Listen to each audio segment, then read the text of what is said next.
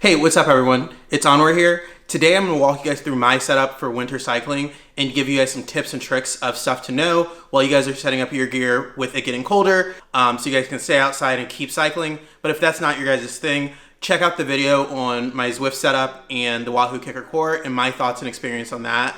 But hit that like and subscribe button for more content like this and travel and cooking videos. Roll the intro.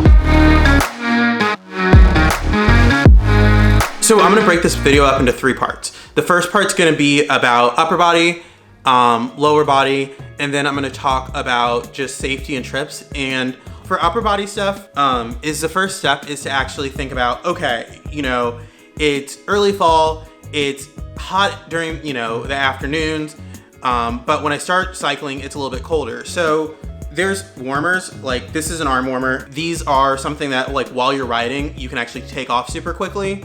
So, it starts off cold, you put these on, you bundle up a little bit more, but then you throw these into your pocket as you're riding. As fall goes on and stuff gets colder, I actually like just foregoing those and throwing on a lightweight undershirt. It's a 32 degrees undershirt that I got from Costco. And it's basically like an athletic, top.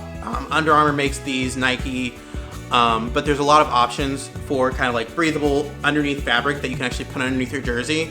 When it's like 50 degrees, I might still wear my normal jersey, and then I would wear something like this. Then after that, as it starts getting colder and I'm like, I want to bundle up a little bit more, I then start grabbing my long sleeve jerseys, and then I'll still put that on because jerseys like this, they offer like no thermal protection, as you guys can see through that. Really what these offer is just like another layer. And then the third piece that I have for like, this is my plan for the rest of the winter basically. And right now it's October. This is Przewalski. I got it off Amazon. But I like these kind of jerseys and jackets. There's pockets in the back and there's zip up pockets in the front. And it's actually fully insulated. So there's no holes in here. It actually stays warm, but if it does get too cold, once again, then start considering stacking some of those things together.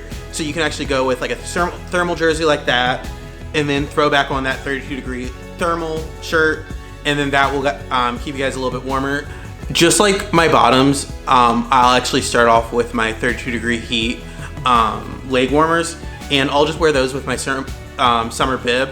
And that kind of just offers a nice, option when it's not too cold out. But then as it starts getting colder, I have a pair of 3/4 bibs. And basically the 3/4 one, they're still thermal. So they have a nice fleece lining on them.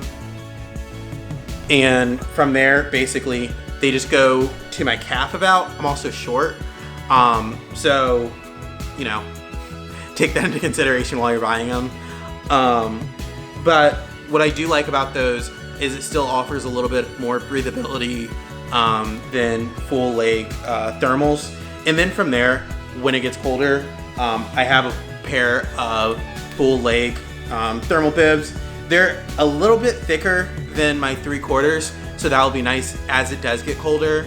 But just having these different options really helps me to make that call. Sometimes I'll go on my porch or my balcony, wear those, and make sure that that's actually what I want to wear before I go out on my ride, because I live in an apartment complex.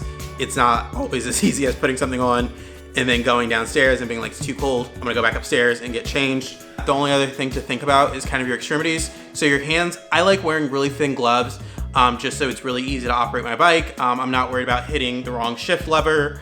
So I just have a pair of super thin gloves that I kind of wear, and then I have shoe covers that I wear, and that these shoe covers basically offer me another layer of protection on my shoes, because those shoes are made for summer riding, keeping your feet ventilated, not overly sweaty during the summer, but in the winter you're kind of worried about the opposite. You want to keep them warmer, make sure that you're not getting cold.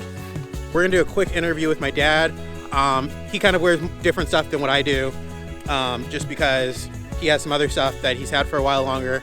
I bought a lot of new stuff for cycling, so I just wanted to give you guys a quick comparison between our two before, while I'm here with him. I start with my outer layer, Go Light jacket, nylon wind resistant jacket. The thing I like about it, it has a lot of zippers. So as the day warms up, I can open the zippers on the side or in the middle to adjust the temperature, my internal temperature. On the inside, vintage, 1960, all original parts, nice mid-layer type jersey. Underneath it, I have a Nike thermal, I have a pair of thermal bibs, very comfortable, nothing underneath in terms of layering. Socks, I've got some smart wool socks on.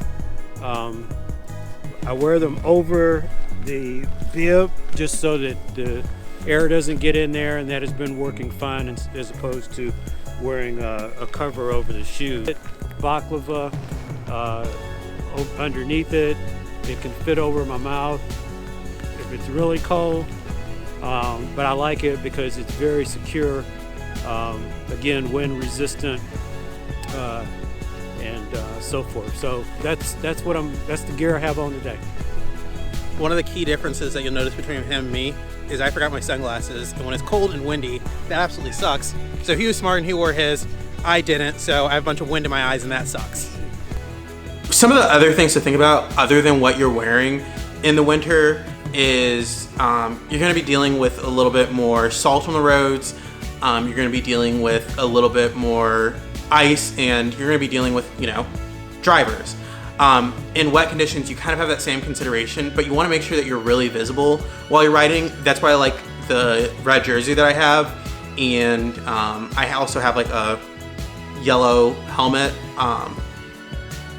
But with that salt and everything else, make sure that you clean off your bike after your ride. I'll make a video on how to clean your bike in an apartment later on, just my own experience with it. Probably when it actually gets cold here, I'll make a video on that. Hope that was helpful for you guys. If it was, hit that like and subscribe button for more content like this and cooking and traveling content. Go down to the comments if you guys have any questions at all. I'll make sure to respond to them.